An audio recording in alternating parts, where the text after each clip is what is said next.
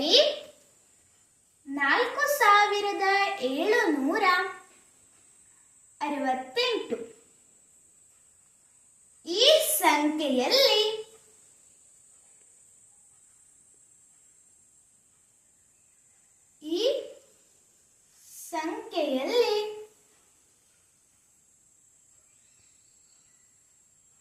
ಈ ಸಂಖ್ಯೆಯಲ್ಲಿ 4 ಮತ್ತು 8ರ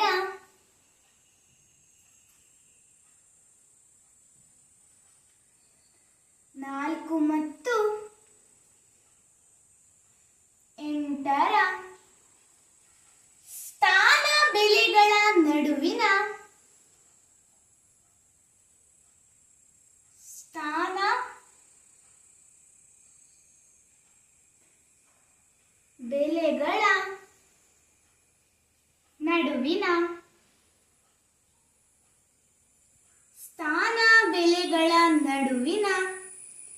ಭಾಗಲಬ್ಧವನ್ನು ಕಂಡುಹಿಡಿಯಿರಿ.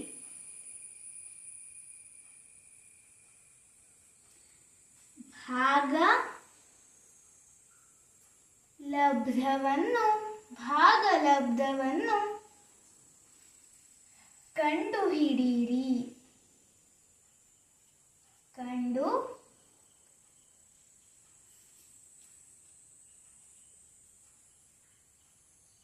ಕಂಡುಹಿಡಿಯಿರಿ. ನೋಡಿ, 4768 ಈ ಸಂಖ್ಯೆಯಲ್ಲಿ 4 ಮತ್ತು 8ರ ನೋಡಿ 4 ಮತ್ತು 8ರ ಸ್ಥಾನ ಬೆಲೆಗಳ ನಡುವಿನ ಭಾಗಲಬ್ಧವನ್ನು ಕಂಡುಹಿಡಿಯಿರಿ. ಹಾಗಾದ್ರೆ ನಾವೀಗ ಏನ್ ಮಾಡಬೇಕು? ನಿಮ್ಗೇನಾದ್ರೂ ಗೊತ್ತಾ?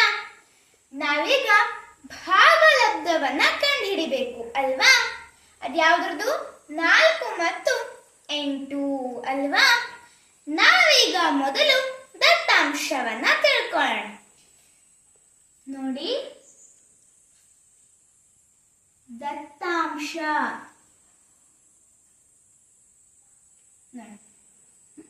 ದತ್ತಾಂಶ ಅಲ್ವಾ?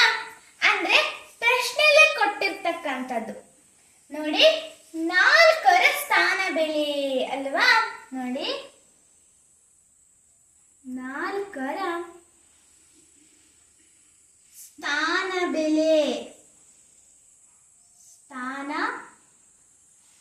ಬೆಲೆ ಇಸ್ ಈಕ್ವಲ್ ಟು 4 ಯಾವ ಸ್ಥಾನದಲ್ಲಿದೆ?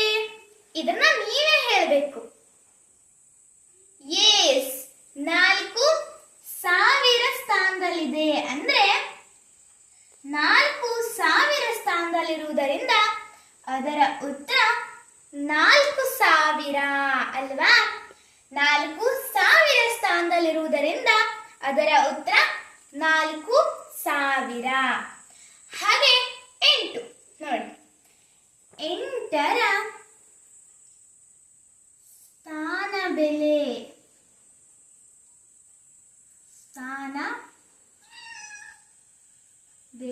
ಇಸ್ ಈಕ್ವಲ್ ಟು 8 ಯಾವ ಸ್ಥಾನದಲ್ಲಿದೆ? ಎಸ್, 8 ಬಿಡಿ ಸ್ಥಾನದಲ್ಲಿದೆ. ಗುಡ್. 8 ಬಿಡಿ ಸ್ಥಾನದಲ್ಲಿರುವುದರಿಂದ ಅದರ ಉತ್ತರ 8 ಅಲ್ವಾ? ಹಾಗೆ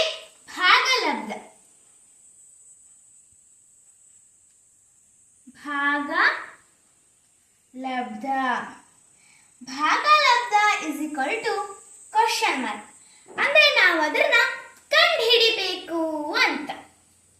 ನೋಡಿ, ಈಗ ಪರಿಹಾರವನ್ನ ತಿಳ್ಕೊಳ್ಳೋಣ.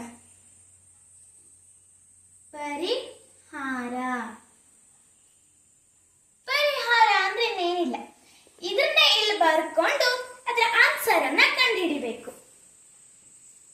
ನೋಡಿ,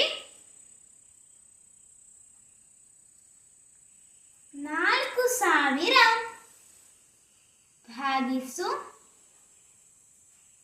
8 ಅಲ್ವಾ? ಎಸ್. ಈಗ ನಾವು ಇದನ್ನ ಭಾಗಿಸೋಣ. ನೋಡಿ, ನಾನು ಈ ರೀತಿ ಬರ್ಕೊಳ್ತೇನೆ. 4000 ಭಾಗಿಸು 8 ಅಲ್ವಾ? 8 1 8, 8 2 16, 8 3 24, 8 4 32, 8 5 40 ಅಲ್ವಾ? 8 5 40, 0 0.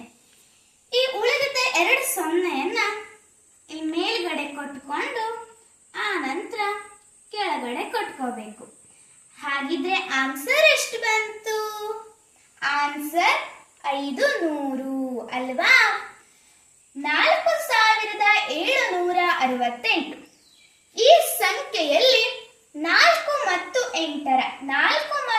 8ರ ಸ್ಥಾನ ಬೆಲೆಗಳ ನಡುವಿನ ಭಾಗಲಬ್ಧ 500 ಅಲ್ವಾ? ಎಷ್ಟು? 500. ನಿಮಗೆಲ್ಲರಿಗೂ ಸಹಿತ ಈ ವಿಡಿಯೋದಲ್ಲಿನ ವಿಷಯ ಅರ್ಥ ಆಯ್ತು ಅಂತ ಹೇಳ್ತಾ ನಾನು ಇಂದಿನ ವಿಡಿಯೋನ ಮುಗಿಸ್ತಾ ಇದ್ದೀನಿ. ಮತ್ತೆ ನಾಳೆ ವಿಡಿಯೋದಲ್ಲಿ ಭೇಟಿಯಾಗೋಣ. ಅಲ್ಲಿವರೆಗೆ